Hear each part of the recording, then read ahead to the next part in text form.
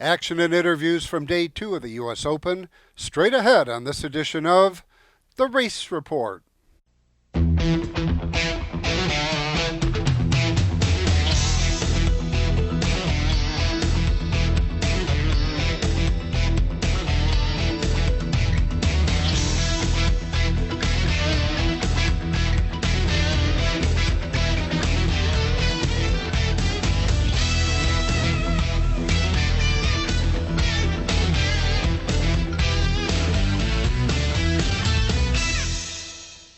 Hi, everyone, and welcome to our coverage of day two of the U.S. Open at Champion Speedway in Owego. I'm Ron Hills. The U.S. Open attracts riders from the West Coast, Canada, and Europe, with the winner determined by the total points accumulated over the two-day event. We'll get things going with some qualifying action. Paul Small is on the microphone. First heat race of the night is off and running. Rummel, nice shot from the outside of gate 4. He'll grab the lead from Donhold. Alex Heath spun the tires from gate number 2, so he winds up back at the back of the field as they complete lap number 1. They'll roll around through turn 2, down the backstretch. Casey Donhold head down. He is hammered down, trying to catch up to Max Rummel as they work their way by at the end of lap number 2, throwing the bikes hard down into the corner. Look at Alex Heath, outside move on Padani. See ya. That was a great pass there on the outside of turns 1 and 2. White flag waves. Padani coming back on Heath. I know the top two are not really contested, but wow, look at this race for third and fourth. That is some awesome stuff right there. It is going to be the 3 points going to Max Rummel for the win. Donhold gets 2 points for second. So we are ready. Race number 2 in round 1 of tonight's scratch competition. There's the takeoff. Buman and Rummel leave together. Squeeze play, and Smokin' Oakton goes down, and Buman goes down. He'll get the boards. And also going down is Dylan Rummel. So that will bring a red flag to this one as Meldrum comes up on the scene here and scrubs the speed to just kind of thread his way through. And Dylan down along the boards over there in turn 2. Michael Buman is back up on his feet checking his bike. And Oakton is sitting on his bike as well. Here we go, about to go under starters orders here. Tapes go up, and Buman launches from the outside, up alongside Meldrum, Oakton, and Rummel side by side here on the takeoff as they roll down through 3 and 4. Dylan powering his way around on the outside of Meldrum to go into second. Buman's got the lead, and Rummel digging on the inside, trying to get by him as they work back into turns 3 and 4. This time Dylan tries on the outside. He'll cross back over on the low side in turn 1, crosses it up a little bit too hard, scrubs off the speed. Speaking of scrubbing off, trouble for, it looks like that was Oakton off the bike here on the white flag lap, so he is way back in the 4th spot. Meanwhile, as they roll down here through turns 3 and 4, the heat win is going to go to Mikey Buman. Rummel finishes runner-up. 3rd spot will go to Meldrum. Here we go. On the takeoff, Sutton, Sam Ermolenko goes up into the lead. Jeremy goes to the outside of Hawkeye to move into second. Hawkeye trying to pinch it down on the inside here to get alongside of him for that number 2 spot at the end of lap number 1. Can't quite get there as Sam gasses it down the backstretch, backs it in into turns 3 and 4. That bike is working sweet for him right now as he charges back off into the corner, twists it up a little bit, and actually gaps out a little bit more over Jeremy Parsons and over Hawkins as they come around for the white flag. Final lap here for Sutton. Sam Ermolenko looking to pick up the win here in heat number 3, and he will grab that checker coming off corner number 4. Jeremy Parsons will finish in the runner-up spot. Hawkins gets the final point with a 3rd place ride. Middle gets the whole shot with Porteraro. Porteraro tries to check him to the outside, but Middle's got the power down on the top, and away he goes. Up front, Spencer in second. Boogaloo back in 3rd here at the end of lap number 1. They scoot around through turn number 2. Wow, look at Middle hanging it out off that second corner as he pounds it down through turns 3 and 4 on the throttle down the straightaway. Gapping away from Spencer. Boogaloo, meanwhile, hanging back there at third. Spencer almost got it off high side in turn number 2. able to squeak it back around before it got too far sideways on him as he rips around the second quarter here on the final lap. Checkers will be waving for the missile. Adam Middle gets the nod. He'll get the 3 points. Spencer Porteraro with 2 points for the runner-up ride.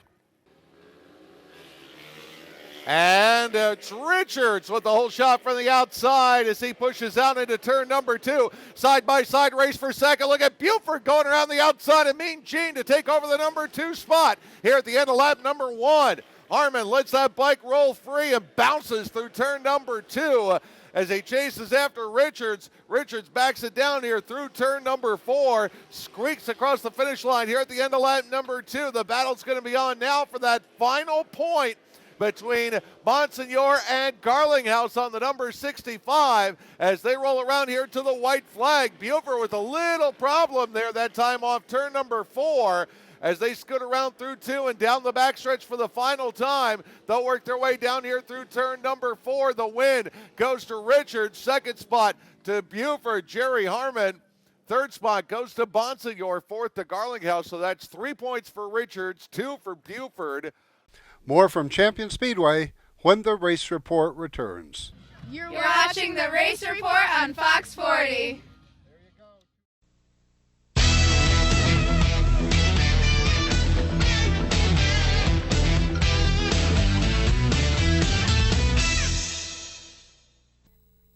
Unicorn Electronics in the Valley Plaza, Johnson City has the best pricing and selection of audio, video, and computer cables in the area.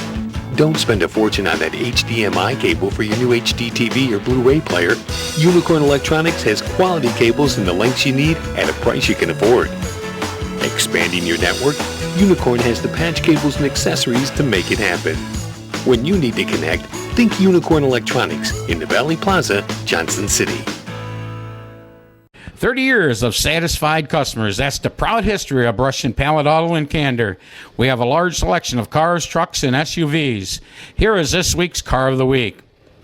We'll give you a $1,000 minimum trade-in, and we have financing options to fit your needs, including a first-time buyer's program. Think you can't afford it? We think you can. Check us out at brush-pallet.com or visit us in person at 598 Owego Road in Candor, New York.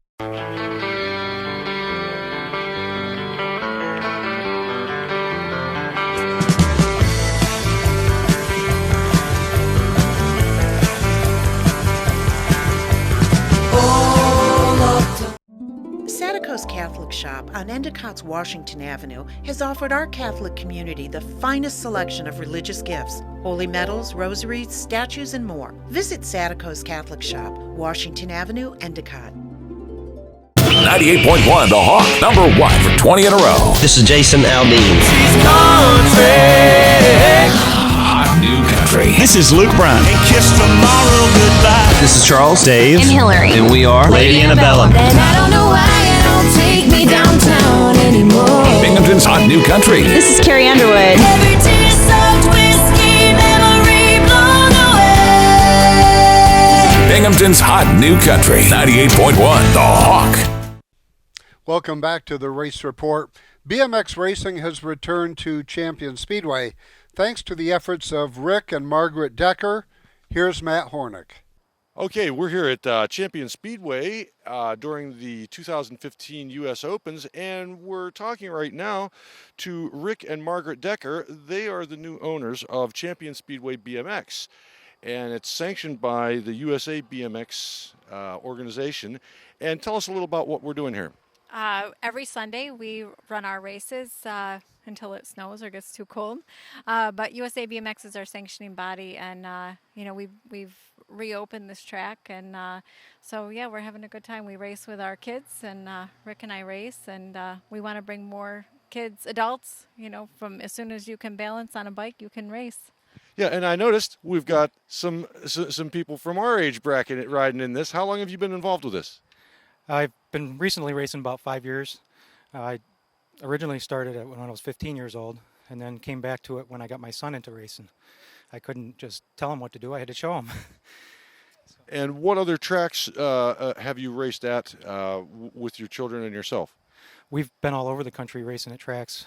up and down the East Coast, many nationals up in Canada.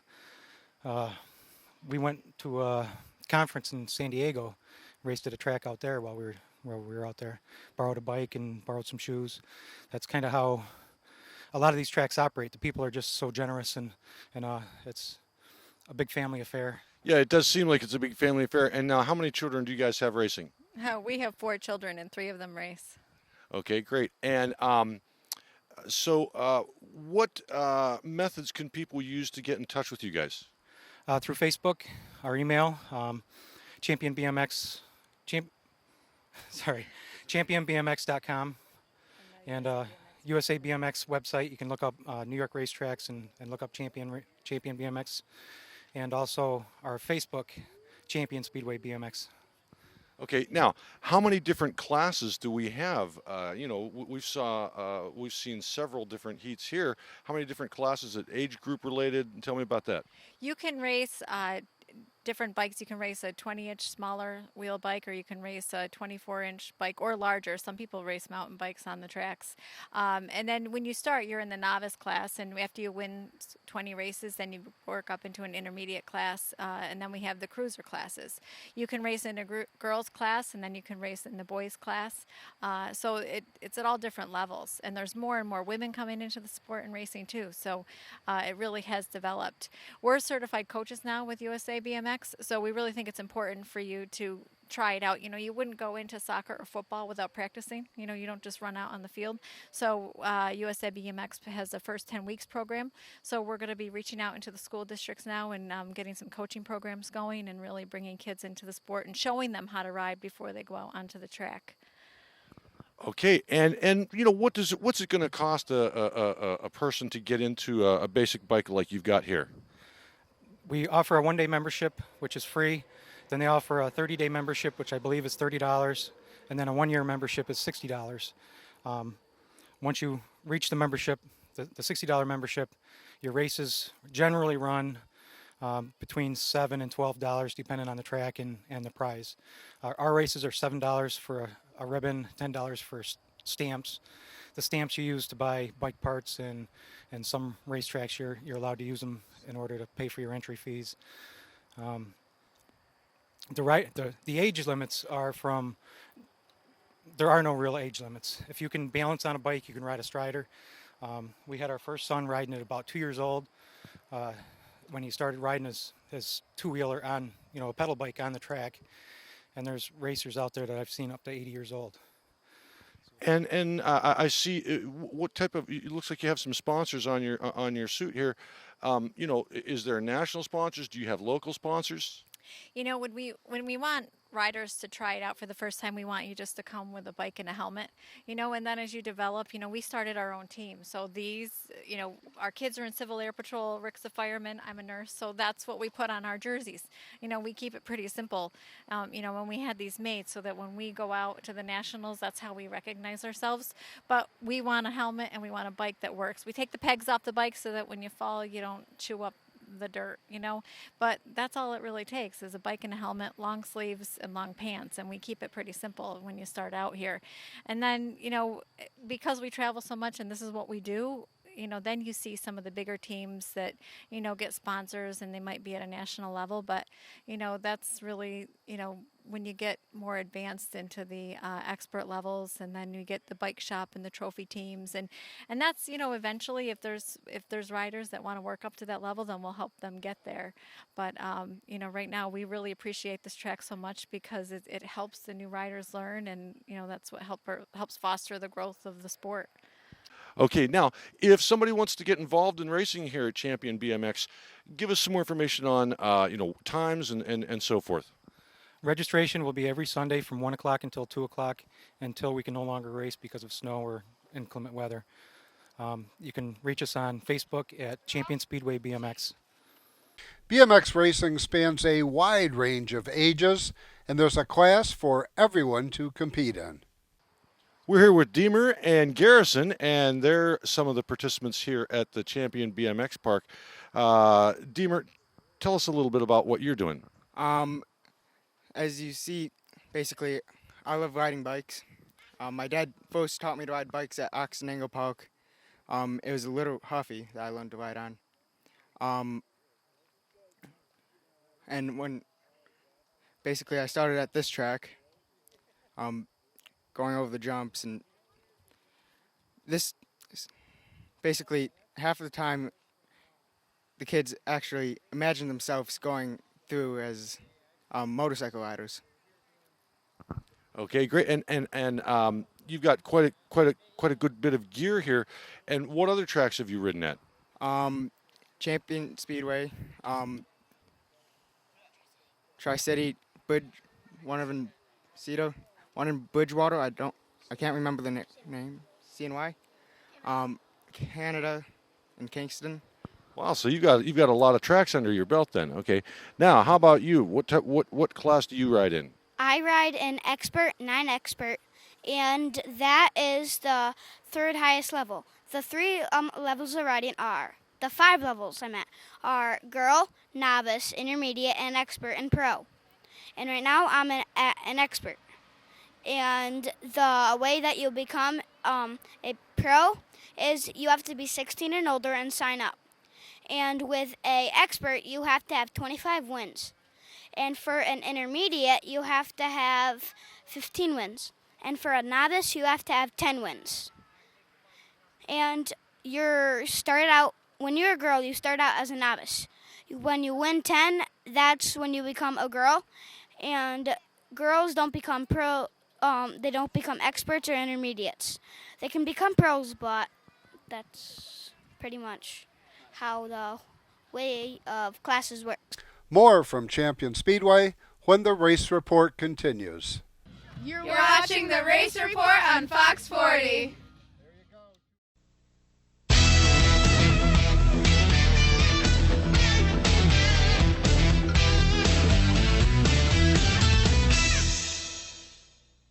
For 3 generations, we've been building world-class American performance. Like the new Edelbrock Power Package Top End Kit, based on Edelbrock's powerful RPM crate engines. Each kit includes aluminum heads and intake, cam and lifters, gaskets, and hardware to build your own 400-plus horsepower Chevy small block. For 3 generations, it's pure American performance from the leader. Call now for your free Edelbrock catalog. Edelbrock makes them right here in the USA. 30 years of satisfied customers. That's the proud history of Brush and Pallet Auto in Candor. We have a large selection of cars, trucks, and SUVs. Here is this week's Car of the Week. We'll give you a $1,000 minimum trade-in, and we have financing options to fit your needs, including a first-time buyers program. Think you can't afford it? We think you can. Check us out at brush-pallet.com or visit us in person at 598 Owego Road in Candor, New York. Welcome back to the Race Report. Then it was time for the showdown with the best riders in Division I competition. Up the band to make the big noise with the final race of the U.S. Open 2015. This one will determine your John F. Stoma U.S. Open champion.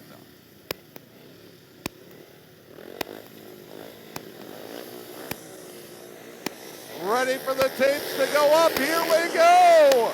It is Donald again with the hole shot off turn number 2. Donald takes the lead. Romo fighting it out with Adam Middle for the number 2 spot as they complete lap number 1. Romo rides in through turn number 2, crosses it up, almost loses it. Middle gives him room to gather it back up as Buman is in 4th and Ermolenko sits back in the 5 spot. With 2 laps left to ride, Buman to the inside of Middle in a fight for 3rd. And Buman comes away with the number 3 position.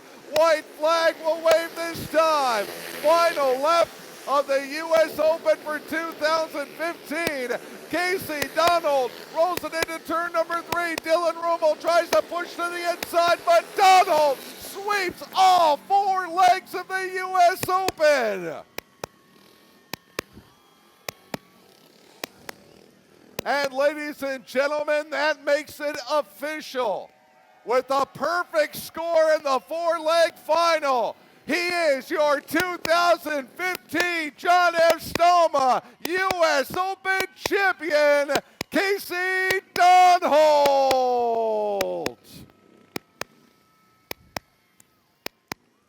Donhold finishes with 69 points and scores a perfect 40 in the final.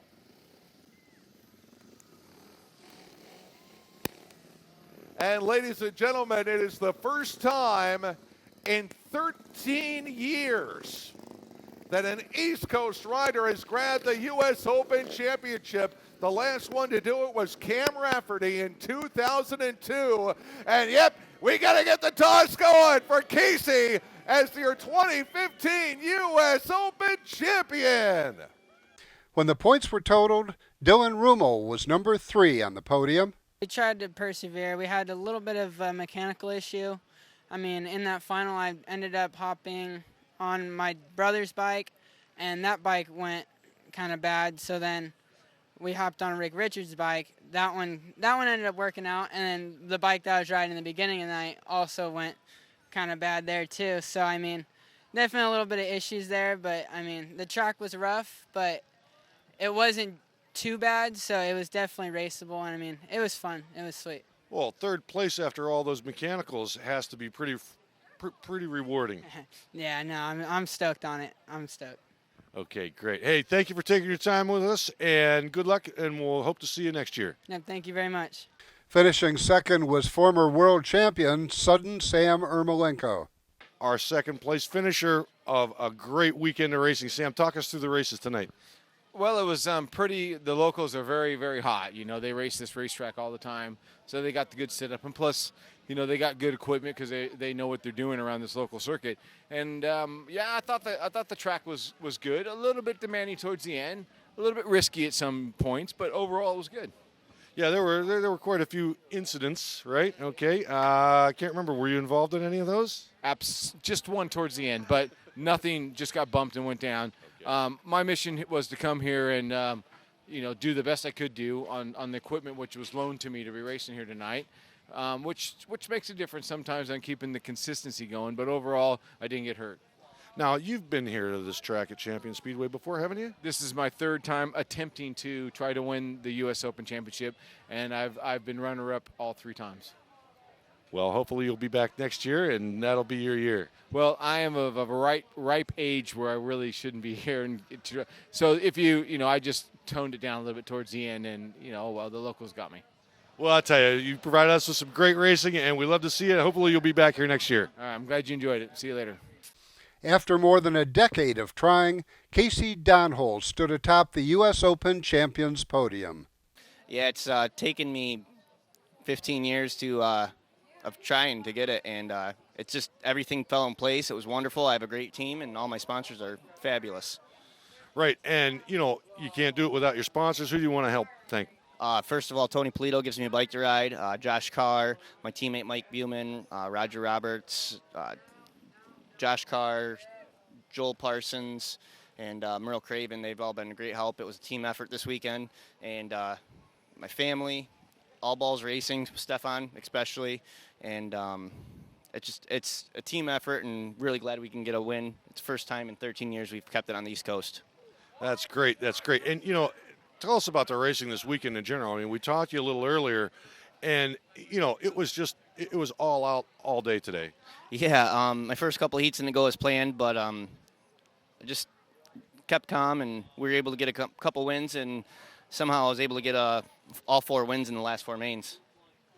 Yeah, it's just a fantastic performance, and we're really happy for you and happy for Champion, and we hope to see you here again next year. Yes, thank you. Thanks for coming. Okay, back to you, Ron. Bobby Schwartz was on hand for this year's U.S. Open.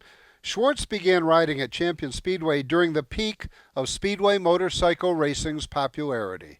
Hey, we've got a special guest here at the 2015 Champion Speedway U.S. Open. It's Bobby Schwartz. We got some footage of him earlier. Were you the driver or the rider on that classic 212? I was the rider. No, I was the passenger on the back. Okay. And Norman Robinson was the 1978 champion, so he deserved to ride the bike. Now, tell us a little about your history with Champion Speedway. Well, I started here in 1977 when they opened. Jack Crawford and Joe Biesecker brought me here, they asked me to come out.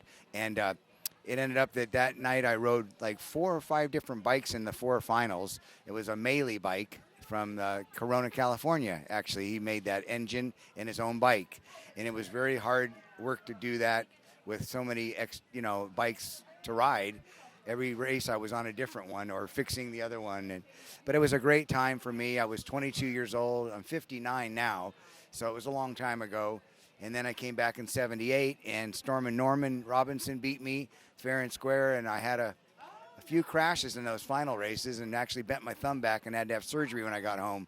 But that wasn't anything to do with it. He was on it that night, and he deserved the win, just like it seems Casey Dunholt did tonight. He had 4 wins in that final, and how can you deny that? Yeah, there was some great racing all weekend. I mean, what are your thoughts on all the different racing this weekend? I thought it was great. I mean, it was a great mix of riders. Jason puts on a great show here. He tries his hardest. He's a one-man band, and I'm very proud of him and thankful that he keeps Speedway alive in New York and for America. So it's, because it's a long way across from the West Coast to here, and there's really nothing going on in between that I know of at this point. So I thank him very much and his family for helping Speedway continue here. Now, have you ever raced against Sam? Yes, I have, and Sam is... I think we should sum it up just a little bit here. Sorry, Bobby, but, both of us have been world champion, and, we've both been based in Europe and racing and chasing a career and chasing world championships. And Bobby's got a huge history and glittered with success. And for me to meet up with Bobby here at the U.S. Open in 2015 is awesome. This is my 42nd season, so I've had enough, I think. But I didn't have a good ride tonight, but I had some reasons. But at the same time, it was really enjoyable to be here, and I love to be here in the pits with the riders, and it keeps me young. That's the name of the game, right? And officially, I retired in 2006, so this is just a one-off meeting for me, as it is for Bobby today. We both enjoyed it. And I want to say one thing, that Gene Bonsignor had a great meeting tonight. Very proud of that 67-year-old Speedway rider. And, he had a great time. And still got a future then. Yeah. That's what I was going to say. You're selling yourselves a little short there. Gene put on a pretty good show for us all weekend long, Yeah, so we're real proud of him. And thank you very much, New York, for having us over. Well, we really appreciate some really good racers being here, and we thank you guys for coming, and hopefully we'll see you again. Thanks, man. And Sam's the champ. He's not tonight, unfortunately, but he's the world champ, and that's what matters to me, and we love him for it, and he's represented our country to the greatest part of what Speedway's about. Thank you. Join us next week for our coverage of the Haunting on the Hill at Shangri-La 2 Motor Speedway. Special thanks to Matt Hornick, James Eggleston, and Lee Schaup for a great job at Champion Speedway. For the entire staff of the Race Report, thanks for watching. Until next week, I'm Ron Hills, and I'll see you at the races. 196 of Alex Heath as they come off the corner as Hawkins maintains the lead going through turn number 2. Oakton finally gets down to the inside, and he's able to shut down Alex Heath. Heath trying to come sliding underneath him to retake the 3rd spot as the white flag waves. Final lap here in the C final as they work off turn 2 and down the backstretch. It is Hawkeye, Keith Hawkins, who will bring it off the corner, and Hawkeye's got the win.